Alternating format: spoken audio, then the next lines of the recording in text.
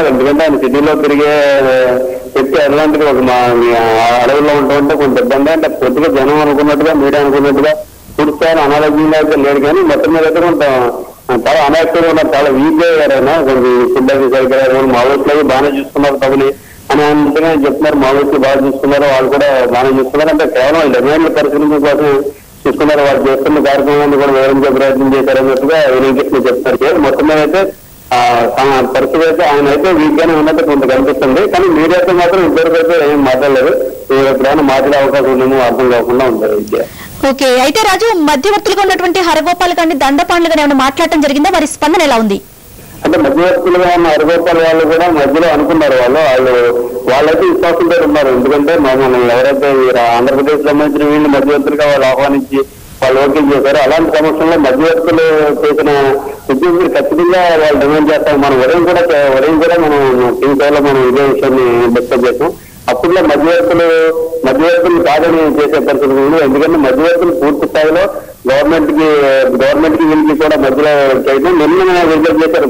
Serious గా కొంచెం అంటే బాగా చాలా సీరియస్ గానే మధ్యవర్తులు కూడా చెప్పారు. ఎందుకంటే ప్రభుత్వం వరుస ప్రభుత్వం మీరు చేసిన హామీలన్నీ కూడా అమలు పరిచి అంత విడుదల చేసిన తర్వాత మళ్ళీ మీరు కొత్తగా ఎలాంటి సిస్టమ్ పెట్టడం, కొత్తగా కొన్ని డిమాండ్ పెట్టడం అంటే ఇలా డిమాండ్ పెట్టుకుంటూ పోతుంటే మరీ బ్లాక్ మెయిలింగ్ గా ఉంటున్నట్టుగా వాళ్ళంతా కూడా మీడియా ముందు చెప్పడం జరిగింది. దాని దృష్టిలో పెట్టి వాళ్ళైతే దండపాణి కానీ లేదంటే హరిగోపాల్ కానీ వాళ్ళైతే నమ్మకంగా ఉన్నారు. ఖచ్చితంగా సురక్షితంగా కలెక్షన్ విడిచిపెడతారు అన్న నమ్మకంతో ఉన్నారు. కానీ ప్రభుత్వం దగ్గర మాత్రం కొంత అనుమానం ఉంది. ఎందుకంటే వీళ్ళు ఎలాగ మళ్ళీ కొత్త డిమాండ్ పెట్టారో ఎలాంటి పరిస్థితుల్లో కలెక్టర్ దగ్గర ఉండదు, కేంద్ర ప్రభుత్వాల నుంచి కేంద్ర ప్రభుత్వం నుంచి కూడా వచ్చింది. అదేవిధంగా ఎంప్లాయీస్ లో కూడా చాలా సీరియస్ గా ఉన్నారు. ఎంప్లాయీస్ అంతా కూడా అంటే ఎవరో మీడియా నుంచి దగ్గర రాలేదు, కానీ ఒక మంత్రి కానీ ఒక ఎమ్మెల్యేని కానీ ఎవరన్నా అరెస్ట్ చేస్తే ప్రభుత్వం ఇన్ని రోజులు జాప్యం చేస్తున్నారని కూడా నిలదీసే పరిస్థితుల్లో ఉద్యోగ సంఘాలన్నీ కూడా ఇండైరెక్ట్ గా వరుస ప్రభుత్వానికి హెచ్చరికలు చేసి అదేవిధంగా ఒక పక్క గిరిజనులంతా కూడా పెద్ద ఎత్తున ఆందోళన చేసి కలెక్టర్ విడుదల చేయాలని అంటే ఇవన్నీ కూడా ఈ గిరిజనులంతా ఆందోళన అంతా కూడా అందరికీ ఆందోళన ఇది కావాలని ప్రభుత్వం చేస్తున్న ఆందోళన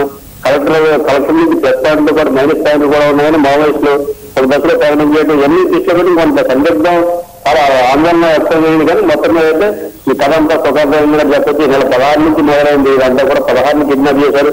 17 వరకు కూడా వాళ్ళు ప్రకటించలేదు. 15 మాత్రం మేము కిడ్నాప్ చేశాం, మా డిమాండ్లు ఉన్నాయని చెప్పారు. ఆ తర్వాత మధ్యవర్తులకు వెళ్ళడం అంతా పట్ల కలిసి అంతా ఉండదు, అంతా కూడా హ్యాపీగా ఉన్నారు. ఓకే, అయితే రాజు 8 రోజుల క్రితం కిడ్నాప్ అయినటువంటి వినిల్ గారు ఈ రోజు కిడ్నాపులు చెల్లించి అంటే మావోయిస్టులు విడుదల చేయడం జరిగింది కదా, దీనికి ఈ టోటల్ ఇష్యూకి సంబంధించి ప్రభుత్వం ఏమని చెప్తోంది?